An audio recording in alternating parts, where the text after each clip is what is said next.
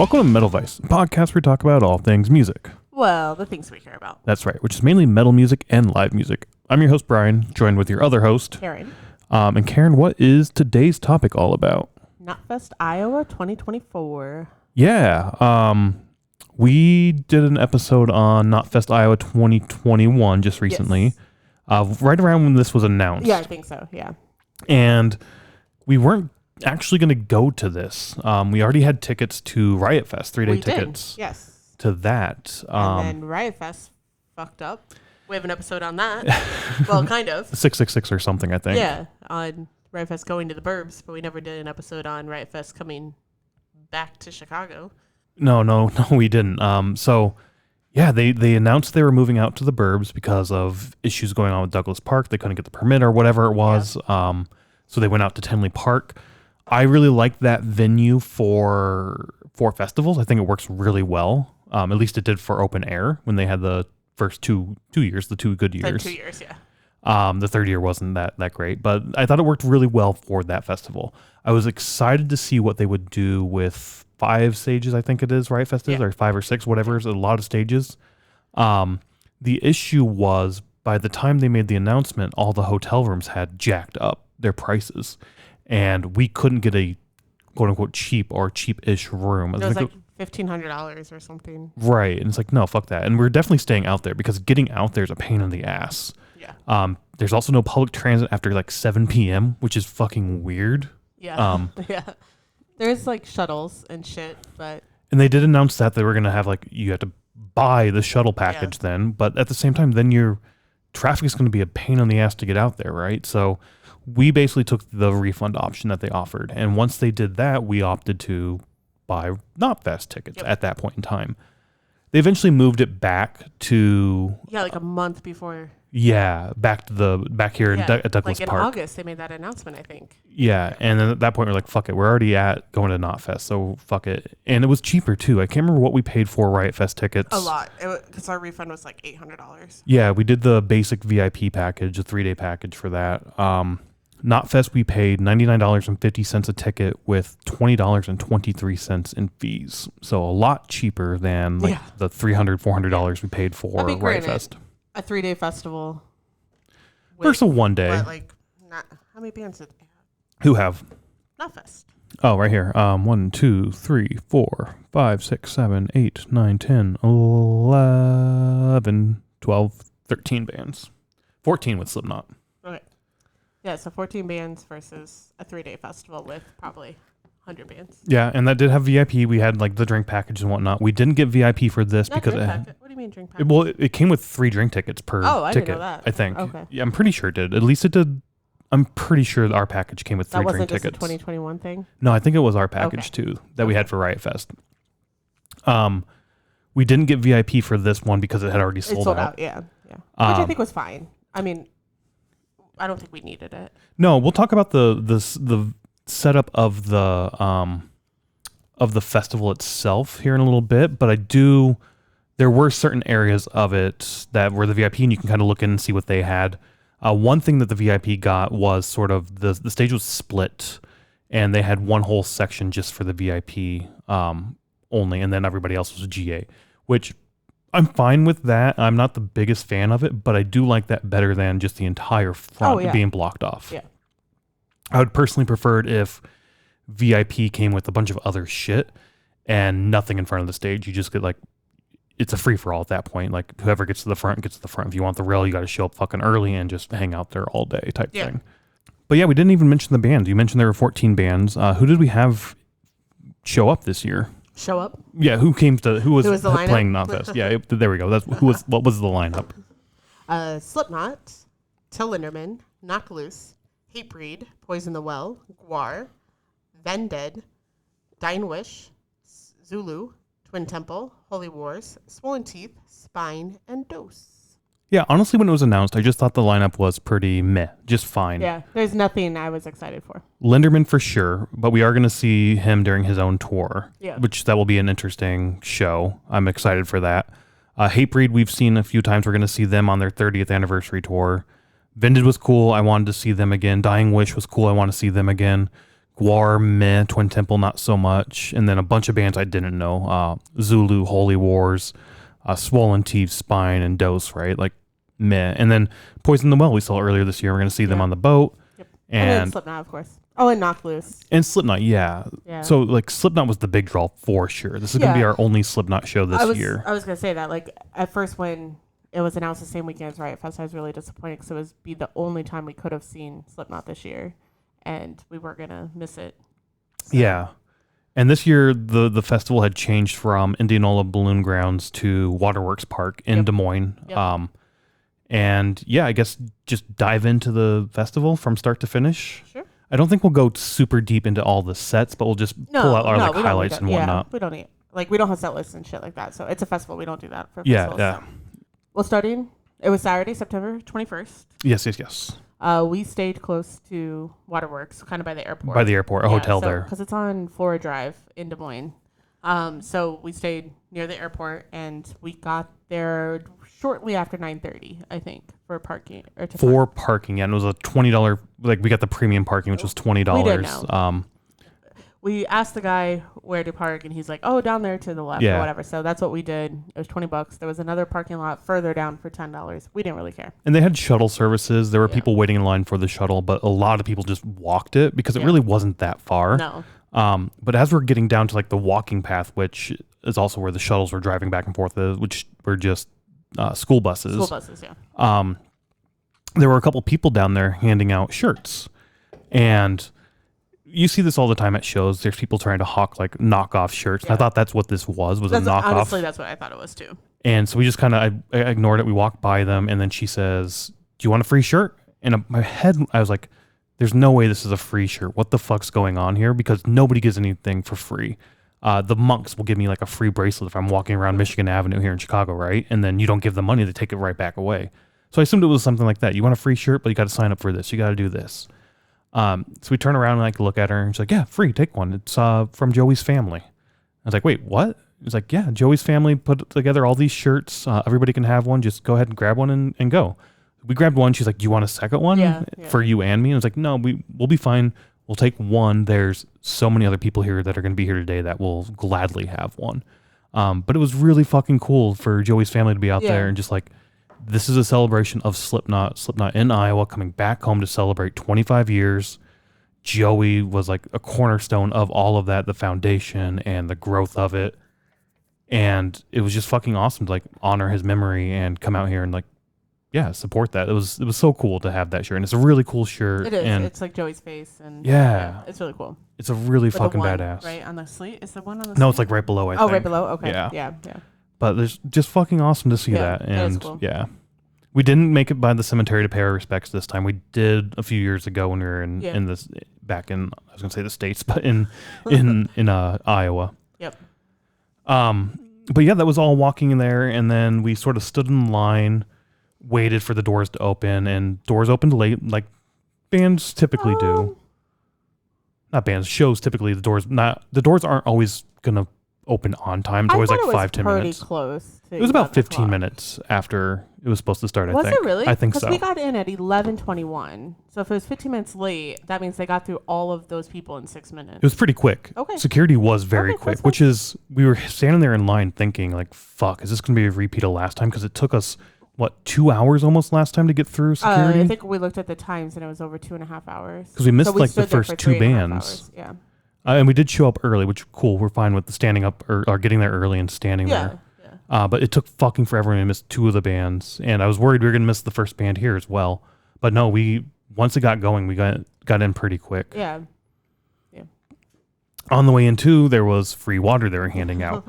And there was somebody in line behind us who was like, "Well, thanks for not taking it away this year from us." Oh, which right. is like, that's exactly what they did at the last Knotfest Iowa. Yep. No free water at the venue, and they took away any bottles that you had. Yep, which was very different around this one because when they advertised it on their website, it was Waterworks Park is proud to offer free water, free refillable water. And there was water signs everywhere. And you were allowed to bring in a water bottle this time. Yes. Unopened, but you were allowed to bring it in. Or empty. Unopened or empty. Yep. Yeah. But last time it was neither of those options. It was just, you can't bring it in. Yep. So that was one of our biggest complaints with the last one. And once we saw that, was like awesome. They fixed that major issue for sure. Yes. But then we got in and we went and walked by the merch tent, which we thought had a long line. So we didn't stop for merch, but we kind of like walked by, perused a little bit to see what they had.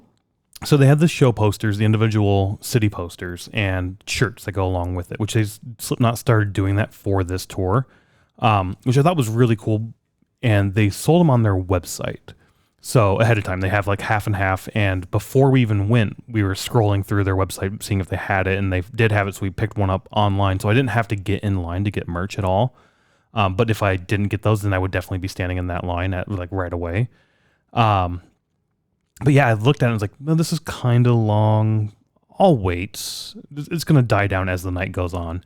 Not so much though. Yeah, no. There was 2 lines in the whole festival, and it was merch, which was very, very long. Like, they had it snaked in, like, little thing, but then also, like, almost all the way back to the second stage was snaked back. And then there was an ice cream truck. Yes. The outside scoop was there, and it's supposedly really good ice cream. I've never had it, but family friends have worked there and have partook in eating the ice cream, and it's really, really good. And those were the 2 long lines.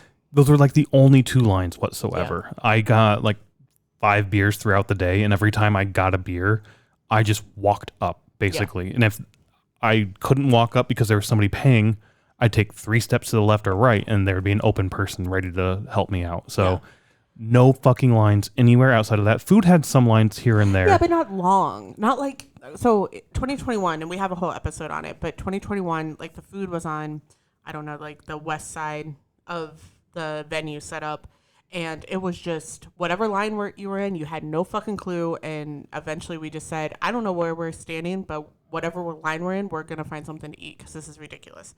Yeah. And it was just like snaked, and like nobody knew what was going on. And then the water was almost the same way. Between food and water, we waited 4.5 hours, I think we calculated. I can't remember. We missed half the bands waiting in lines, either line to get in, a line for food, and a line for water. Yep. The beer line was also insanely fucking long at the previous Knotfest Iowa. I'm fine with that. Like, cool, you're just hurting yourself by having a long beer line. You're not, like, I won't drink. That's fine. I would gladly not do that. But the water line was a fucking, like, nightmare. And we even ran into people. We came back to Chicago for a show and ran into people. Oh, right. And I was wearing the Knotfest Iowa shirt that we had gotten when we purchased the tickets. You could buy that online, I think, ahead of time too. But they're like, oh, did you go to that? Yeah, we went to the one last time, and yeah, it was a nightmare. Yeah, we're like, yeah, it fucking sucked. They were like, we're still pissed about it. And we're like, we're still pissed about it.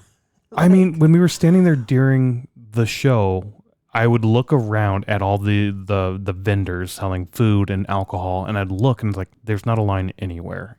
And I got so pissed because like, this is fucking ridiculous.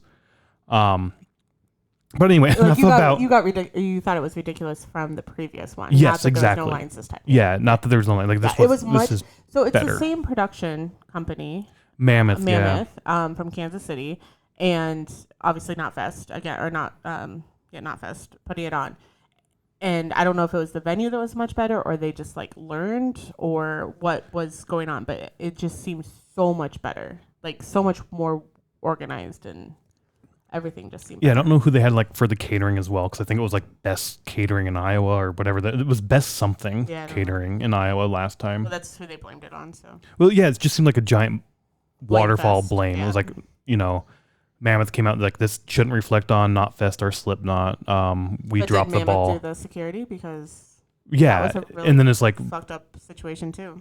Like, and then it was also like we relied on catering from somebody who said they had done this before, and then it went to the caterer who's like, yeah, we dropped the ball as well, but really our staff didn't show up, and it's like, fuck you all. No, anyways, yeah, let's talk about this year. We were able to see all the bands this year. We were every single band. Yep. We at least saw some of their sets, not all of the sets we saw. But the very first band was actually Holy Wars. Yeah, so what I was going to say is we saw every single set, and when they were playing, you could still hear it wherever you were. Basically, yeah. There were times closer to the main stage where they had like backing music on, and then that would sort of drown out the second stage a little bit. Like I said, whenever the second stage was on, I felt like we were always over near the second stage. There were a couple times we were closer up, like there were a couple times we were hiding under some trees for some shade over there by the main stage. Oh, okay. Because it was hot as fuck this day. It was what, like 88 degrees in sun? Yeah, 88 degrees, like no sun, no shade. No shade. Oh yeah, all sun. No clouds. And it was supposed to like rain all day too going into this. Like we even driving up here listening to the Laser on the radio, and like every other commercial block. Between every song. Every block or whatnot, they'd be like, yep, so it's going to be a thunderstorm tomorrow. So all you Knotfest fans, hopefully, you do okay. And there was rain, but no thunderstorms till like the end of the night. Yeah. But yeah, first band. Holy Wars. I really liked their set. I did too. It was really good. Unfortunately, there wasn't very many people in the venue yet. I don't know if it was like I mean, I don't know how long that line was. Like if people kind of trickled in throughout the day or whatever. But yeah, there wasn't very many people there to see it. But yeah, and their set started at 11:30 and the doors were at 11. So at least it wasn't like boom right when it starts. Yeah, I did look at last year though, and it was 50 minutes. So last time. Sorry, we keep saying last year. 2021, doors were at 11, and the first band was 11:50.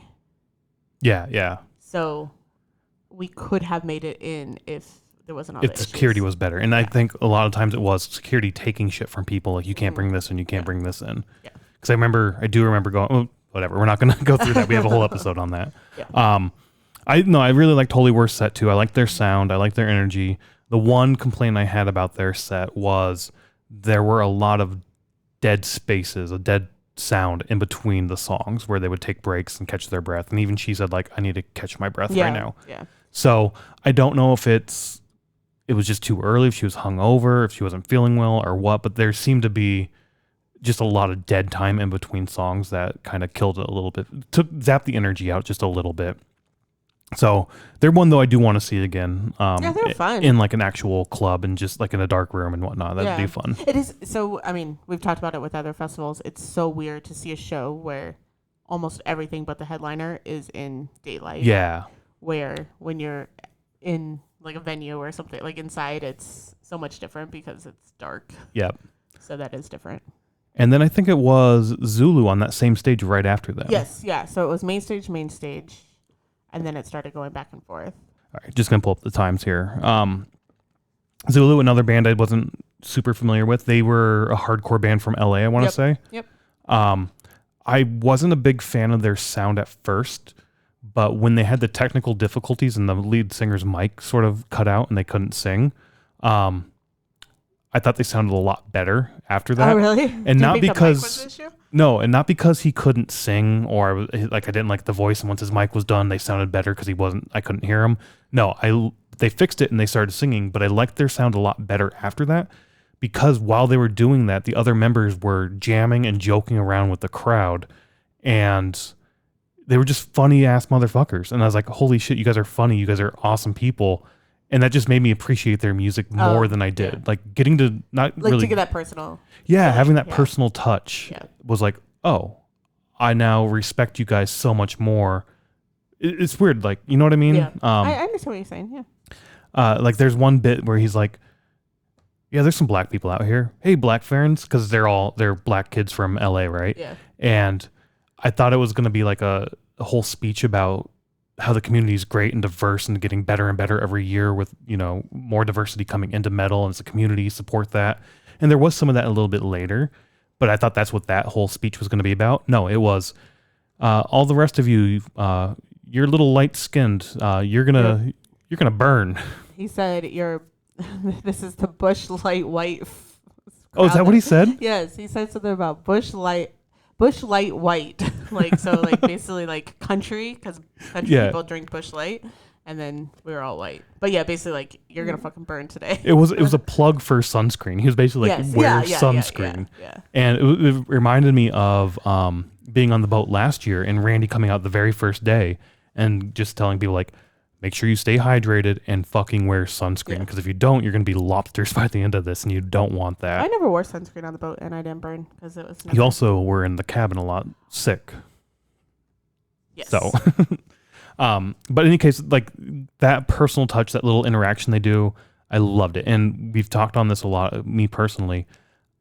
Crowd interaction, crowd banter can be really hit and miss for me, but this one worked because they were just funny as shit and it made me laugh and smile just hearing them talk. Yeah. So that was fucking awesome. They did keep saying that Spine was going to be next on the second stage, and everybody in the crowd was like, no, Dose. Like, because they were, like, getting that fucked up. That's right. The next band was Dose on the second stage. Yeah. Another hardcore band. I think they're from Des Moines even. Yeah, I think they so. said so. Yeah. And then it was Spine on that second stage too. Another hardcore band too. Not a super whole lot to say for Dose and Spine for me. They were hardcore bands, punk bands. I wasn't super into it. I feel like we listened to a few songs and we like walked away. I don't know. I don't remember much of their set. Maybe did we get pizza? We may have gotten food during this and also just sat in some shade. And there wasn't really any shade over by that second stage. Well, there was, but it was pretty much taken by that point in time. Yeah. And in between them was Vended as well. So we wanted to go get a decent spot for Vended and watch Vended, which was a normal Vended set. We've seen them like 4 times before this or something like that. Yeah. But their album had just come out the day before, which was kind of cool. It was, yeah. Because that should be here Saturday for us. Oh, is it coming this week? Yeah, it's being shipped. So that's good. Because I mentioned like we should buy it, and you're like, I already did. Yeah. Another thing to mention, Vended said this, and I forgot, Holy Wars also said it during their set, but there was a Knotfest booth, like knotfest.com booth or something, and the bands were going to be over there signing autographs and stuff, so you can go meet the bands, get some autographs. Vended was there with their new album signing that. Holy Wars was there signing their stuff or just meeting fans as well. We didn't go check that out at all. No, I walked by when Twin Temple was at that stand. Yeah. And they were taking pictures with people in front of the Knotfest sign and stuff, but yeah, I mean, it's really around Spine and Dose that we were just sort of wandering the festival grounds a little bit and checking things out. This is where I noticed the VIP section. It's a normal sort of VIP section that you get when you go to a festival. You got your own indoor, quote unquote, indoor bathrooms with air conditioning. They're just those trailers they bring along. I think they just had one, but it was only a 1-day festival. Yeah. So whatever, that's fine. Probably much better than Riot Fest with their 2 trailers in it. By the 3rd day, it's gross. It gets a little nasty. They had their own bars, their own food, their own merch tent, but I think the merch was only Slipknot merch. Yeah. The one thing they had that I really wanted, which was really cool, is they had this sort of pinball arcade section of the VIP area where just a bunch of pinball machines. They had skee ball in there. I was like, fuck, that'd be awesome just to hang out there and play some pinball. And shade and fans. Shade and fans, yes. Shade, definitely. The shade would have been great this day. And they had their own outside scoop truck. So I did notice that first. They had their own ice cream truck, and I was like, oh, fuck, we don't get any ice cream? Because by the middle of the day, I really wanted something sweet for some reason. I don't know why. I had a sweet tooth at the time, and they have ice cream in there. It's like, fuck, us peasants don't get ice cream? That's kind of bullshit. It was later we did find the ice cream for the peasants, and the line was very long for that. But other than that, I didn't really see any other sweets. I'm not a big ice cream fan, so we didn't get any. It was too hot for me to eat ice cream. It was too hot for me to almost eat all day. I don't like eating when I'm hot. But like that's the kind of shit VIP gets that I'm fine with. Like, all right, if you want that extra stuff, pay for it. But having the entire front of the stage, fuck off. No, you don't get that. I thought it was a really good VIP section, in my opinion. Now that we're talking about it, I know we were in not that we were in it also. Yeah, no. But no, I didn't say we were in it, but I thought it was like really good. Like how it was set up was really good. Like, yes. And I agree with you. Like I like how it wasn't like the whole front of the stage. It's like a corner of the stage that you can stand in. They did have their own food and drink area, which Riot Fest does as well. I'm going to compare it to that. Sometimes at Riot Fest, though, the food, there's so limited food that the lines get long, really long. It's not, I don't think it's anything more special than the other food that's out on. No, I don't think so. I think it was the same type of food or whatever. Well, we did see like orange chicken or something, and I don't remember orange chicken out. There was that whole section that was down away from the VIP, but not like blocked off, just with like flags that said VIP. Yeah. So I wasn't sure. Sorry, I had to go take care of the kids, aka the cats, real quick. I'm not sure where I left off, but yeah, like getting back to it, I guess the VIP section, it was, from what we saw from an outside looking in, it was nice. I liked how it was set up too. Yeah. I guess next on the list for bands, Poison the Well. Yep. We had seen them earlier this year at Bottom Lounge? No, Cobra. Cobra Lounge. And we were trying to remember if that was a album in its entirety show. I think it was. I don't know I don't know their albums, but I think it was an album in entirety. Yeah, We Come Before You 20th anniversary show. Yep. And that was our first time seeing them, and it was very hardcore. I remember that for that show. Yeah, I didn't care for it. I didn't really care for it either. But since then, and I told you this during Knotfest, since then, more of their music has come up when I'm just listening to Spotify on shuffle. And every time it comes up, I like stop. I'm like, who the fuck is this? And it's like, oh shit, this is Poison the Well. I did not know they sounded like this. Because there's like songs that aren't all hardcore. It's slower, not slower songs, but like not as harsh or not as hardcore. I can't describe it that well. Yeah, I understand what you're saying though. And I really like them. And I was telling you that, and they played a bunch of those songs. Yeah, it sounded here. much. I like this a lot better. So I'm hoping on the boat it's more like this set, which we don't have the set list, but hopefully it's more like this. Maybe like one of their shows they might do the album since it's that year or like the anniversary of it or whatever. But I hope it's mostly like this because I enjoyed their set that they did for Knotfest much better than the set at Cobra. I really enjoyed their set a lot too, and their set started at 2:15 in the afternoon. And I mean, honestly, the set times they pretty much stayed on track. Yeah, they did. They did really well on keeping the times going.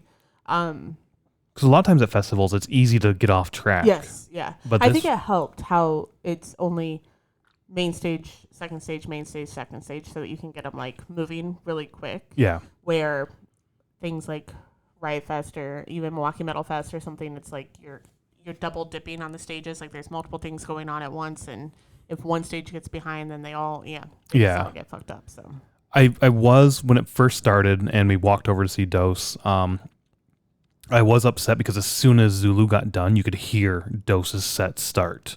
And I was like, fuck, I wish there was about a 5-minute gap in between there that I could dive in and out of and not worry about it. But as the day went on, I got more and more fine with it. It didn't bother me as much. But I do like there to be a little bit of overlap. That way I could go back and forth and see all of the set. Like the dead time. Or or having some dead time. That way I could walk back and forth between the stages. Okay. Does that make sense what I'm saying? Yeah. I thought there was like 5 minutes between each one. No, it was like boom, boom, boom. Okay. Maybe later in the afternoon, not as much, but yeah, it was like boom, boom, boom. Okay. But Poison the Well set was mid-afternoon, 2:15. Their set started, and I think it was here that we saw our first person sort of be affected by the heat. Just heard people yelling "medic, medic," and medics come over and they're on the ground, and they brought the cart over, picked them up, and left. And we saw, I think, a total of like 3 people or so that got carted off by medics and whatnot. Yeah, there were probably more. There were probably more, yeah. It was. Sorry, I almost said it was funny. It's not funny. But the medic stand by the main stage always had somebody there. Oh, like did getting attention. Or, you know what I'm saying. Like, getting help. Yep. And then over when I was watching... Twin Temple. Must have been for Twin Temple and Dying Wish. Like, I was, like, when we were over on that side of the stage, like, I was noticing there was a medic there at the other stage in the little tent thing, but nobody was there. Like, nobody was needing help or whatever. Yeah, so definitely more people probably, but I personally saw 3 individuals, and it made me think, again, thinking back at the previous Knotfest, like if you switched those days and the temperature, people would have fucking been possibly dying at the last Knotfest because of the lack of water. Yeah. And like that was our biggest complaint there. Here they had it, and it's like, and that was just another point of frustration of like, you saw because they were all talking and awake as they got carted off or walked by us, and it just seemed like it was heat related or alcohol related, like, but still heat related, right? Like dehydration. Yeah. And it's like, if this had been at Indianola again. Yeah. And I think I even said that on the episode, and I've said it every time since, like, whenever we talk about Knotfest 2021, Knotfest Iowa 2021, I always had said if the temperature was 10 degrees warmer even, it would have been a way different situation. Because I think it was like 74-ish. Yeah. Like it was a nice day. It was basically the same exact time, late September. Yep. It was the same weekend. Was it the same weekend? Exact same weekend. Yeah. Yep. And it's like, I don't know. I don't want to keep bringing up Knotfest 2021, but it definitely was hanging over my head at the entire time I was here, thinking back on that and thinking how shitty that was and how great this was. And it honestly impacted my view of this festival a little bit of like, holy shit, this is so awesome. This is such a great festival. But why the fuck was the last one so goddamn shitty then? Yeah. Like how was this not like, I don't know. It kind of, it still pisses me off thinking about that last Knotfest. And I thought about it a lot during this. So times when I should have been happy enjoying the show, enjoying the festival, were sort of dampened by, well, fuck, last one was a goddamn joke. What the hell? Why couldn't they figure it out then? Okay. I never had that thought on Saturday. I did. I just was enjoying the whole day. I did. So I never once was like, fuck it. Like last one sucks so bad. No, I did a lot. Okay. That's cool. But getting back to the music, that was Poison the Well. They had a great set. Swollen Teeth, our first time seeing them as well. I think somebody in Slipknot came out and introduced it because he's like producing. I just can't remember who it was. Oh, yeah. That was when we were walking up. Yep. Yeah, I don't remember. We were walking up as that whole thing was going on, and just they took the stage. I really liked Swollen Teeth's sound. The performance was meh. Yeah. I think it would be better at a non-festival, I think. Yeah, probably. Yeah, like a small club or something like that. Yeah. Yeah. I wasn't a huge fan of their performance or their sound, I don't think, if I remember right. Yeah, I can't remember what it was that I didn't enjoy, but there were parts of it I was like, this is good, but it's just not quite there yet. Yeah.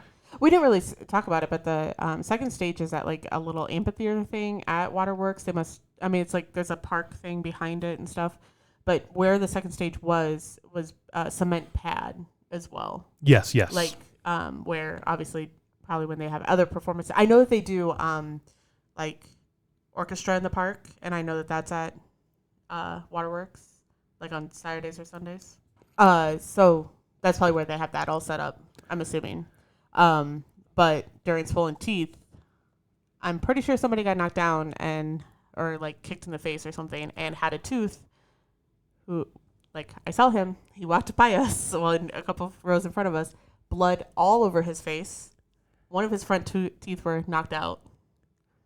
And I remember because it was Swollen Teeth, and I'm like, oh, teeth, and then knocked out teeth. I thought that was funny. You did point that out, and then like 2 seconds later, another guy walked behind him with blood coming from his head as well. So I took it as somehow they were in the mosh pit or something, and somehow the guy's mouth like we saw that at Metallica. hit the other guy. Yeah, we did hit the other guy's head, and then like knock out his tooth and made the other guy's head bleed or something. Maybe. I didn't see the other guy, so.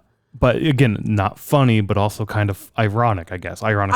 I just remember that it happened during Swollen Teeth. I do too. Teeth and teeth. Yep. Yeah. I mean, but anyways, the whole thing with the cement pad is, I personally don't like being by, like when there's cement around, like open air 2016, 2017. The second stage was the second stage out by the app. Yeah, on the tarmac thing or on the parking lot thing. And it's not because I'm scared of getting knocked down, but I'm just not a fan of like the blood and everything. And like when people get knocked down, they obviously get blood on them. So yeah, not a fan of that whatsoever, huh? No, I'm not. I don't know. I did like their music. There was something that was just not quite there for me with their set. And again, it's one of those things, just like Holy Wars, I think, where they just seemed off a little bit. I think they seemed more on than Holy Wars. Okay. But at the same time, it wasn't quite clicking for me. So again, I want to see them again in like an actual show. Yeah. And see how their performance is. But I did like their music and whatnot. I feel like that's when like I got really hot and my head started pounding, and then I just went and sat. We did find shade after that. Yeah, found some shade. And because next was Hatebreed. Yeah. We did go over, check them out. It was a good set. I really liked their set. I like their set. Yeah. I mean, we've seen them a lot lately, I feel like. Well, I guess not necessarily them, but they were on the boat, and then Jamie Jossa does Milwaukee Metal Fest. Fest. We saw Jossa and Friends for the pre-party. Pre-party. And then we're going to see Hatebreed coming up. And did Hatebreed do Milwaukee Metal Fest? They did. They did it this year, this last one. So Jossa and Friends did the pre-party, and then they were like right after or right before Municipal Waste. Yes. So I was like, we've seen them a lot this year. We've seen Jamie a lot this year for sure. Yeah. So, but I enjoyed this set a lot. I don't know. I don't know if this is what they're gonna do for like their anniversary, like how they're doing their anniversary tour or whatever. But I liked the set. It was Yeah, it seemed to be a long set too. It I felt did, like yeah. it felt very long to me, Yeah. and not in a bad way, in a good way for sure. Yeah. I just remember one part in like about the middle of the set where it seemed like Jamie looked off to like stage left or stage right, like off the stage, and then like one more song. I think I felt like, or I thought at the time he was asking like, is it cool if we do one more song? Do we have time to do one more song? Okay. And then they do the one more song, but then they followed up with like 5 more songs. Yeah. Like it was a weird thing. I didn't understand that I whole didn't see thing. that happen, but okay. But no, it was an awesome set. I Yeah. liked their set a lot. What's the ball thing that they have? The ball of death? Is that what's Oh, called? they did call it the ball of Yeah. death. It's just this giant ass beach ball. Yeah, it's really cool. And you made the comment, you're like, I wonder how that's gonna be at Concord. Like if they have that at Concord. So we are going to see them at Concord for the 30th. It's a small ass fucking room. That ball is so fucking It's big. like the size of the room. Yeah, it's fun. I'm excited to see that. I don't think they bring it out, or they do, and it's gonna go like 10 feet, like 5 feet in front of them, and just get stuck in the ceiling or something. Yeah. I'm excited for that. After then, we made our way over to see Twin Temple again. We're not the biggest Twin Temple fans. No. Um, The first time I saw it with Ghost. is that when we saw it? 2022? Yeah. I thought it was unique and fun, but then when we saw them with Danzig, I was like, Oh, they were there. Yeah. I was like, oh, this isn't as cool as I remember it being. And then here I'm just like, eh. It's fine. It's gimmicky. It's a different style. Yeah, It's not heavy by any means. Yeah, I remember you definitely liking it during after Ghost, and I was sort of off of it. It's got that like 50s jukebox soda jerk sort of sound to it, Beach Boys-y sound to it. Yeah. But with like a satanic tone, or satanic, not tone, context, not context. Context. Yeah, like satanic lyrics and stuff. Yeah, there we go. And imagery and whatnot. So yeah, I was off of it then, and then we saw him again dancing. I couldn't remember when we saw him again, and I definitely did not like it there. It was kind of frustrating and I me. remember telling, because our friend Jerry and Darla went with us to that show. They came to Chicago to see it, and I was like, oh yeah, it's really cool. Like it's like fun, and they put on a show and like all this stuff. And then when it happened, I'm like, oh, this is kind of eh. But this time, when we just sort of sat back in the shade and just listened to it, I actually really, really enjoyed it this time. It is different to just like sit back and not necessarily like stand there for 30 minutes and like watch them. Yeah, I really actually enjoyed their set here more than any other time I had seen them. But it was one of those like passively listening to it. Like we were chatting amongst ourselves, and just sort of hanging out. And then it was just sort of in the background. And I actually really, really liked their set, which surprised me, honestly. I wouldn't say really, really liked it. It was okay. I would. After that, we went over to Knocked Loose. We've seen them a few times. They were, I think, the very first set we saw last time's Knotfest Iowa. I think that was the first full set we saw. Didn't we go into Gate Creeper? We got in the middle of Gate Creeper. And I think okay. this was the first one that we saw all of their set. I Okay. can't remember, but I remember standing over on the second stage looking over at them because Fever 333 was next, and I really wanted to see them. Yep. And I wasn't the biggest fan then, and every time I've seen them since, I've enjoyed it a little bit more. Oh, okay. Yeah. I don't remember the Knotfest 21 set. I just remember just being like, it just sounds like a lot of noise. Yeah. Like, and maybe it was where we were standing also, but it just seemed like it didn't go together very well. And then we saw them at Aragon with I don't know who they were with. Motionless in White? Yes, I think so. Okay.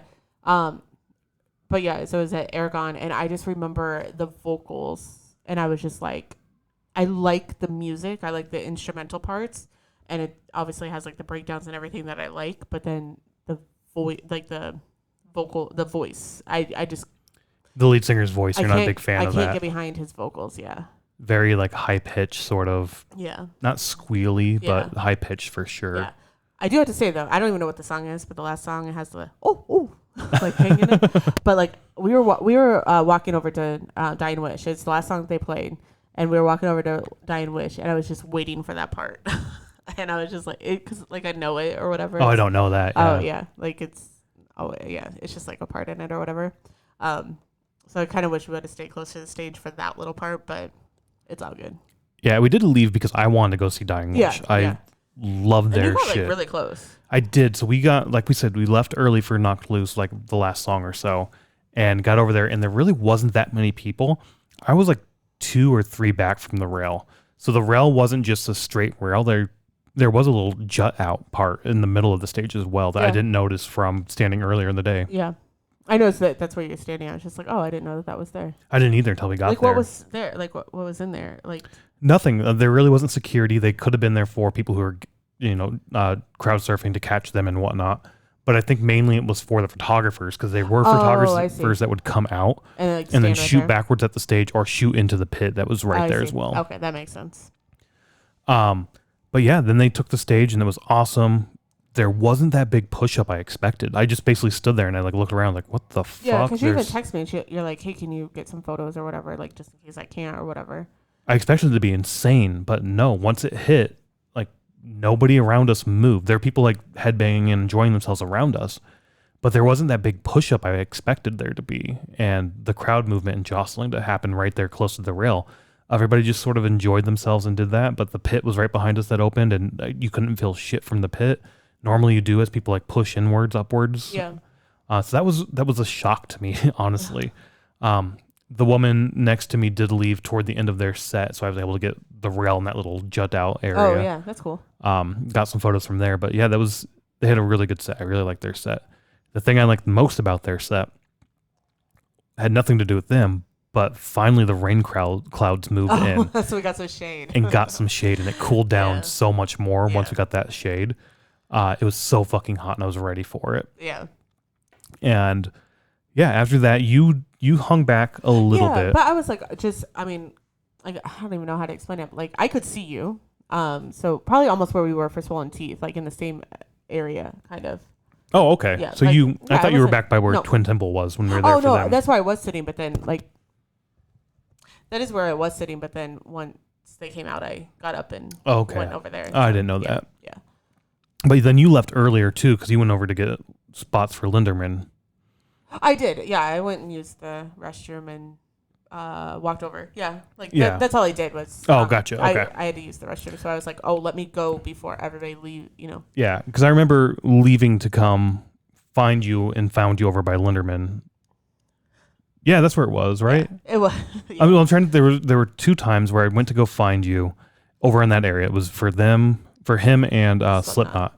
And one time I'm wandering around and I couldn't find you, and I just sort of stood still and was looking around, and all of a sudden here you come running up. Okay, that's what this time was. Yeah, because I was further back, because I was like, I will see him when he comes by, and I don't know, you must have came from the other direction or something. Yeah. Because all of a sudden I see you wore your orange vest. You should have wore it tonight. But I just see your orange vest go by, and you're walking so fast. I'm trying to catch up to you, and I'm like, stop. Because that was the thing. I texted you hey, I'm standing right here. Yeah. And sent you a video, but it wasn't going. Our text messages weren't going through. No, we didn't have. Were you excited to see Linderman? I was, and I don't know how much of it we want to get into here because we are going to see his actual show here soon. Yeah, so I think we should save it for right, which is going to be not vastly different, but it's going to be longer. It's going to be longer. So, but at this point, I guess we need to say that when I was waiting for Linderman, Dying Wish had just got over, and on the main stage, they announced due to weather, they were switching switching up set times. Set times, yep. So basically, I think Dying Wish got over earlier than what was supposed to be, because Till went on at 6:30, which was supposed to be 6:35. Yep. Guar was going on at 7 instead of 7:35, so Till's set got cut quite a bit. Yep. By 30 minutes almost, so it looks like. And then Slipknot was going on at 8 instead of 9. So everything, and Guar got over at 7:45. I think 7:45 or 7:50 to allow everybody to get to the main stage. So that was the only time that there wasn't that constant. Yeah, and honestly, I can't remember what it was. I do remember leaving Dying Wish and heading over that way, and seeing the big screens that they have on either side of the stage that they show the video on the live feed. And there was somebody on stage who was talking in a mic with a paper and whatnot, going through all of that. The only thing I remember hearing was that pay attention to the boards on these screens coming up next. They will have all the information for you. And I went to the bathroom. I got a beer, came over to meet you, and I started asking you, like, what the fuck was that all about? But that I didn't hear that on the second stage. There was no announcement on the second stage. It's like, I couldn't hear it as I was walking up. Like in between. So there was that little bit where I was a little confused because I didn't hear the announcement. I didn't see anything. If I didn't know to look up at those screens, because they had been showing the set times all day, I wouldn't have known, right? Because like they're up there all day. I peek up at them, or whatever. This is online. I'll just look online if I need to know what set it is. But by this time, there's 3 fucking bands left. I don't need to do that. So that's my one small complaint, or another small complaint I have is there should have been a better announcement on the second stage as well as the first stage. I guess probably because Die and Wish was done when they made the announcement, they didn't think that they needed to make both. Maybe, stages. but there were enough people over there hanging out. Yeah. I understand. I'm just giving the benefit of the doubt. No, I know. You're the devil's advocate type thing. Yeah. Yeah, for sure. No, agreed. But again, that's just one small thing I would tweak, right? But yeah, his set was good. I really liked it. I'm excited to see an actual show of his. Yeah. I will say I was scrolling through the Slipknot subreddit. That's really weird. Slipknot subreddit. I was scrolling through the Slipknot subreddit, and somebody asked about Till Linderman's set. Like, what were your thoughts? A lot of people were, because it's explicit. There's a lot of explicit shit going on during it. And a lot of the people were, I wish they would have warned us. I wish I would have known about this because I was there with my young children. And it was weird and awkward and maybe inappropriate for the young children. I didn't get that vibe when I was watching it, and we'll probably talk more about it when we get into it. But yeah, we'll talk more about it during that episode. Yeah. But that was just one thing. I guess my whole thing is, did they say the same about Gwar? Because Gwar has a lot of inappropriate things, explicit things. They do, but it's fake. It's paper mache tits they're ripping off, not actual tits on a screen and be on a screen. So we can't say that word on YouTube. You can't? I don't think so. Oh, whatever. Let's see what happens. I don't know. I understand that it is, but I mean, you could always look up the band to know who. I mean, I didn't know. I haven't looked anything up about Till's individual show because I was kind of just waiting until we saw it. But I mean, you could always look it up as well. I don't think that at a festival you need to have a warning about anything. Their main thing was it's an all ages show, where at his own shows it's probably 16 plus, 17 plus, 18 plus. Possibly. But Gwar was also there. Sure. I understand where again, I'm being the I get you. The middle I get person you. Where I understand what they're saying, because I even thought the same thing. I'm like, oh, I've seen a lot of children here, and this is kind of weird. See, I didn't think that at all, honestly. Oh, really? I did. I thought it was great because of the freedom to be able to show what you want. Yeah, we'll talk about this during his show, but like the desensitization around sexuality and nudity, like it shouldn't be a taboo thing. It shouldn't be a, oh my God, you shouldn't, you know what I mean? Like, I understand what you're saying. Yeah. So I saw that and was like, oh, this is good. Maybe it's showing people like, hey, a pair of tits isn't something to like sexualize, and don't sexualize this thing. And it wasn't done in a sexualization sort of way, or maybe it was, I don't know. But to your point about looking up the music ahead of time, we have listened to Till Linderman's music, and we listen to it here, obviously. It's just the same thing as Rammstein. And if you know Rammstein, you know how fucked up their shit can be at times. Yeah. A fucking penis cannon that they bring out and start shooting foam jizz all over the place. So I don't know. I get what you're saying with Gwar. It's weird to me because I don't treat them as the same, but I get where you're coming from there a little bit. But yeah, it's interesting for sure. We'll dive more into Till Linderman and get more in depth with his stuff when we see his set here real soon. Yeah. But you did bring up Gwar. They were the next band. Yep. I didn't go over there. I did go over there. I've never been a big Gwar fan, honestly. They do have like one or two songs that I actually do really enjoy. And most people you talk to will say, I don't like their music. I like their show. And I get that. I do. But watching this particular set, I think it finally clicked to me. It finally made sense to what they're doing. And I was like, holy shit, this is fucking awesome. Okay. I finally, like, it's starting to make sense to me. And this is like our 4th or 5th time seeing them. And again, a lot of times that's what it is for me. It's seeing a band multiple times. It's like, oh shit, it clicks and it makes sense to me now. Okay. I really liked their set. I really liked their show. So what clicked for you? I just stopped caring. And like, just like, I don't care if the music's good. I don't care if the show's good. Like, I don't give a shit. I'm just going to sit back and be entertained. It's like going to see Transformers. You know it's a shitty fucking movie. You know it's not going to be like an Oscar-winning movie. But you're going to go and you're just going to sit there and turn your brain off for 2 hours. Just turn my brain off here for, 40 minutes or so, however long they had, and just sit back and enjoy the music and enjoy the environment and what's going on. Okay. So I don't know. I've seen them 4 times, and I have no desire to see them again. So I just decided to stay at the main stage. in any case, Guar's growing on me as I listen to it and as I see it more and more. That's fine. If they ever come to Chicago and do a headlining show, I am not going. That's cool. I'll go. Cool. But yeah, then we get to Slipknot, the headliner, Knotfest. Yep. On the stage at 8:00, which is kind of weird. Yeah, the sun had started to go down quite a bit. It was getting pretty dark. I remember telling you, like, I think when we were in the car waiting to leave, and I think I said, like, I don't remember it when it got dark. Like, I remember it being light, and then all of a sudden it was dark. Like, I don't remember the whole sunset thing. Yeah. I mean, the clouds did come in a lot, so, I mean, that kind of helped, but. Yeah, and it was kind of cool while we were standing there waiting for the show to start. It was getting dark, like you said, just sort of snuck up on us. And we're standing there looking at the stage, and all of a sudden, because we were over on stage right, and over to our left, these cars come driving down the road next to us and go pull up behind the stage, and like the doors open, and you see the Slipknot guys come out and take the stage from backstage, and it's like, everybody started seeing that and like, holy shit, they're here. They're going to start playing. Like, everybody got super excited. I had never seen that done before where a band just gets carted up like that. So that was kind of cool. It made me excited as well. And also right at that time, that's when the rain finally started happening. It is like as soon as Slipknot went on, it like started sprinkling. It was so fucking like perfect. And it got heavier and heavier as the show went on. And you could see it even when they were like shooting it up on the screen. You'd see the rain fall in front of everybody. Yeah. The water just dripping from everyone's face as they're just getting soaked out there. It was awesome. And we kind of knew their set list going into this because they've done this tour multiple times now. They're just doing the self-titled album in its entirety. Yep.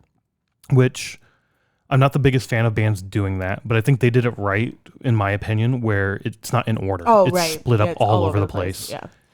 And he said like, oh, you're not going to hear anything that was written after 1999. Yep. He made a joke about it, like, oh, so any of you like fair weather like Slipknot fans or whatever, like, sorry. Right. Sort of thing. Like, fuck off, basically. Yeah. Because that was a big complaint too, that when people went to the very first one, like, all they did was play the first fucking album, and the opener had more time on stage than they did. What the fuck is this? And people felt sort of gypped on what is it, like their 40, price. 40 some minutes or something, the album 50 minutes or so, yeah. It's very short. So, I mean, not short. It's a normal album length, but for a Slipknot show, it's short. Yeah, I get people's complaints or frustrations with that for sure. And we just saw Ashes of Leviathan, where, Leviathan and Ashes of the Wake were both played in their entirety. They did throw on 2 or 3 extra songs each band, Mastodon and Lamb of God. So that's kind of cool. I like when bands do that. But we've also seen shows where it's just the album, but also when it's like the album in order. I don't like, again, I just said that. I don't like that. So the only one I liked was Whitechapel. When we heard it in order. I really liked that. Mastodon, we liked. We had a whole episode on that we did like it, but that's because it's a concept album, so you kind of need to put it in order. I don't know. I guess I'm indifferent on the whole order thing. Now that I think about it, it doesn't really bother me to be in order. You don't like it because you don't like knowing what's next. Yeah. Whitechapel I did, but I've listened to that album multiple times from start to finish, so I kind of liked it where I'm like, yes, this song's coming. Yes, this song's coming. I was also kind of hoping with Slipknot how they said you won't hear anything before or after 1999. And it wasn't until about the encore, when the encore was supposed to start, that I was thinking and talking to you a little bit, and I was like, they had one demo or, one album before their self-titled album, Mate, Feed, Kill, Repeat. A lot of that shit's on the self-titled, but not everything. It'd be fucking weird or awesome if they play a couple of those tracks on there. Just for this show? Just for this one show, right? Like, just like, we're going really fucking deep. Some of you have never heard this shit ever. There's like a song on there that's super fucking funky. I love that shit. So I was fingers crossed hoping they'd do that. I kind of knew they weren't going to. Yeah. But it's also around this time with the encore that they did come out and say, it's over, it's done. Yeah, so the hidden track was playing. Yep. And then what was the encore supposed to be? Spit It Out, Scissors, and Surfacing. And I like Surfacing a lot. Yeah. I wish we could have heard that. But I don't think we've ever seen Scissors live either. I don't think you had mentioned that. I don't think so either. So that would have been fucking awesome. But yeah, so basically they did the hidden track.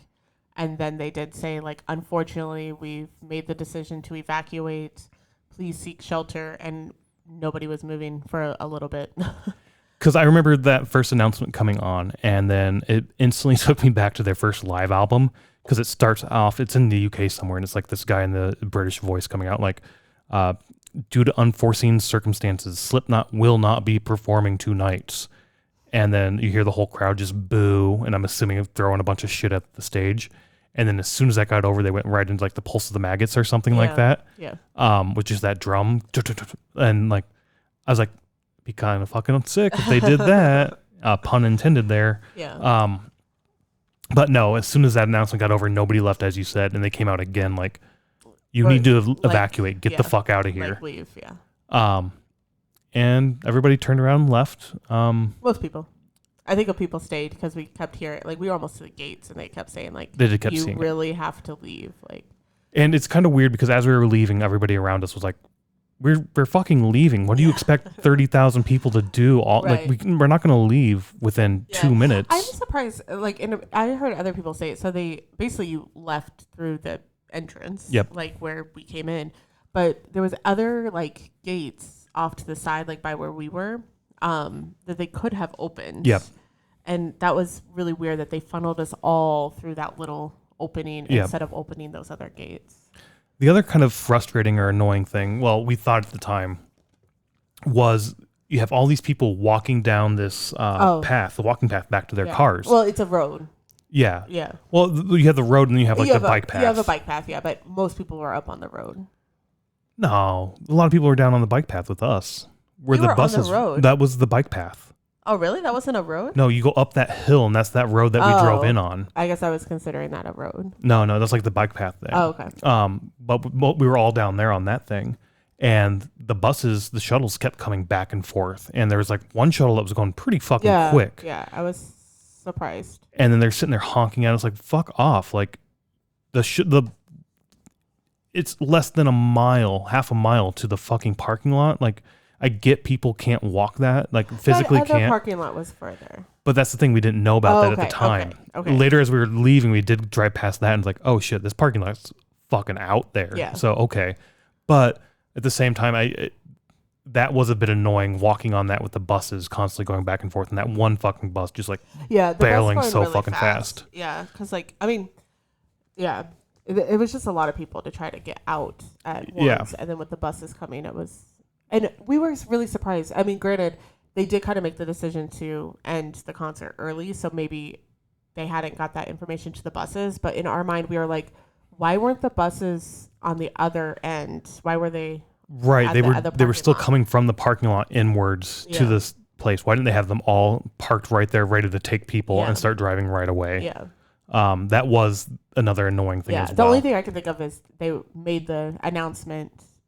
Kind of split decision announcement, and the buses hadn't made it back. I don't know.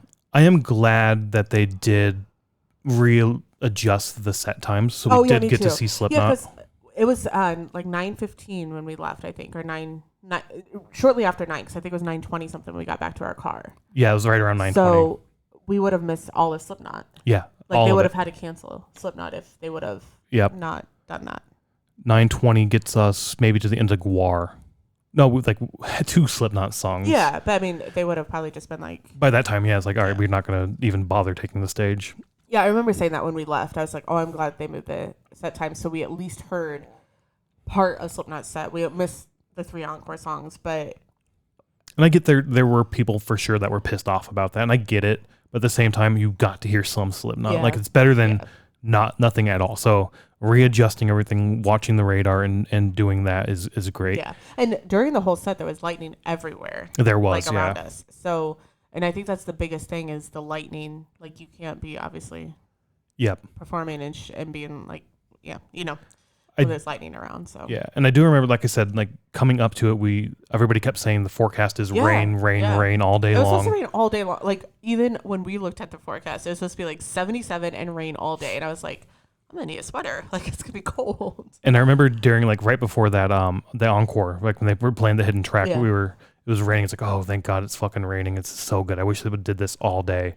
And the guy around us turned around and was like, I'm glad it didn't, because imagine if it rained and stopped in the fucking humidity. Yeah. And I was like, holy shit, you were so right. Yeah, I was really bad with that. Like, it rains and then the sun just beats down in the humidity and it's so sticky and gross. So hindsight, you know what? I'm kind of glad we had it. The weather was a bit hot-ish. I wish there was more shade. Yeah. That was the main thing, the shade. There was some shade, though. Yes. Where, you like out at Indian Balloon Grounds, there was no shade. There was no shade, yeah. So, I mean, granted, it was a really nice day that day. But, I mean, it would be so much different if we were out there. Yeah. All in all, though, I had a fucking blast at this festival. It was festival. a good, like, I think we said it when we started, like, there was no band that I was like, oh my God, I can't wait to see this band. But at the end of the night, I was like, this is a really, really good day. Like, a really good festival, really good day. It ran very smoothly. Like, it was a really good day. There was a lot of hardcore bands there that I wasn't early in the day that I wasn't like a super big fan of, but they had good sets. There was one band, I think it was Spine, that was like, we're a punk band. We don't know how to play more than 15 minutes. Yeah, they did say that, and then they I think they ended their set after like 20 some minutes. And they're like, and it was funny because you had mentioned like they're done already. I was like, yeah, because they don't know how to play more than 15 minutes. They don't have the stamina. They don't have the energy. Like, we've never done this before. Yeah. They're probably like a first opener for punk.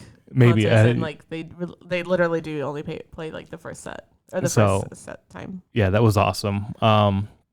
Getting into rankings, since this was a festival, we do rankings of our festivals.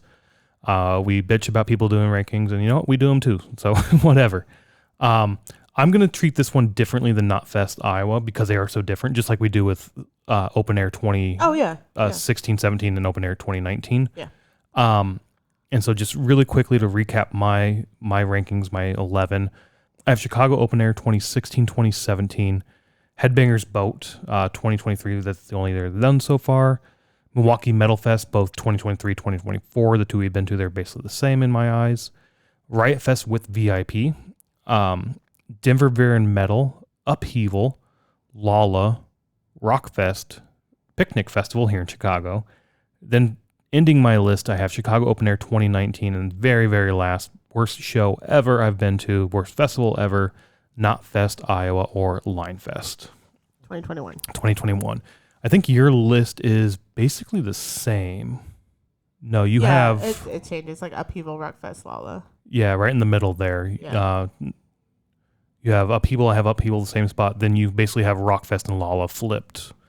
And then it's the same after that. Yeah. Yeah. For me, this falls in probably just above Upheaval. I was going to say the same thing. Were you? Yeah. It was so much better than the previous Knotfest. And again, I think that 100%. is another reason why it gets knocked down a little bit for me. But also, Riot Fest is just fucking awesome. We didn't go this year. I've got a sour taste in my mouth because of how it was done this year. Everything that happened, I'm kind of turned off on it too. I don't think it's ran all that well, so I think that's probably why it's sort of like, this is behind the scenes. It's kind of a shit show. Yeah. And then of course, Milwaukee Metal Fest, Headbangers Boat, and Open Air the first 2 years were like just so fucking well run. The bands were so fucking awesome, and I just have such a blast at those fests. Yeah. From a band perspective, if I had to do that, like I would put Riot Fest all the way down by like Picnic Festival. I don't like the bands normally at Riot Fest. I do enjoy just like kind of hanging out and like doing that whole thing. We're not like we have to be close to the stage type people, but yeah, I'm not. So given that, it's weird that Riot Fest is so high up for you. I think at the end of the year we might change this, but I think Riot Fest was so far up because of how it's set up. The organization I think of that's it. what it is, yeah. Like but from a band venue? perspective, no. Like, Gotcha. I would choose like Knotfest over Riot Fest any day. Yeah, I'm a little sad that we didn't get to go this year because it was an insanely good lineup for metal Sunday. this year, for Yeah. Sunday. Yeah. Sunday would have been great. And we even talked about, could we make it back for Sunday? Yeah. I'm glad we didn't. It would have been a long couple days there. A very long day. Yes. Yeah, I don't know. All in all, this year's Knotfest Iowa was fucking insanely good. Yeah. Now I could definitely say, because after Linefest, I always said, oh man, this sucks that it was so horrible, because I wanted it to be like a every year thing. And now I can see it being an every year thing. I don't think that they're going to do it every year. I'm just saying how it was ran, I could see them doing it multiple times. I'm not quite there yet. Like, if they do come back next year, I would be more of like, I'm fine missing it. Oh, I'm fine missing it. I'm just saying it would be cool if they did it. No, yeah, like, yeah. If it was like a reoccurring thing. Yeah, but for me, it's not one of those things of I need to go every year now. And I think, again, it's that Linefest 2021, right? Is that it hurts so fucking bad, and it still hurts to me. It hurts me today that if it came back next year, even with how good this year's was, if Riot Fest was the same time, I'd be like, fuck that. I want to go to Riot Fest. I'd rather go to Riot Fest. Fuck this. I'm not going. I'd rather hear music that I enjoy than going to Riot Fest. I don't know. It's a toss up. Yeah, but I would much enjoy the music at Knotfest for sure. But is it going to be good, or is it going to be a shit show again? Be like 2021. Yeah. Like, it hurts so bad that it's just ingrained in my head. Like, And the only reason we went here is because Riot Fest moved to the burbs. We couldn't like get an easy way out there. This was so much cheaper, and they offered free water refill. So free water got you there. It was enough to say, all right, we'll give it a shot. I just have to say I'm opposite, where I think I would go to Knotfest again, hoping that it would be like this year and not like 2021. And not that I've cleared 2021 out of my mind, but like I said earlier in the podcast, I never had the thought of shit that like 2021 was so shitty. Like, I never thought about that. I did. Every time I turn around and look at the lines and see no line anywhere, was just like, this is fucking stupid that they couldn't get this shit right the first year. Yeah, that's fine. That's just me. Yeah. In any case, though, like we said, it was a great time. I'm glad we went. I'm glad we did get to experience it. Yeah, it was just a really good time. Everything considering, with the rain, I don't know, just so fucking good. And yeah, go check out some live music, and we'll see you at the next show. Yep. Bye.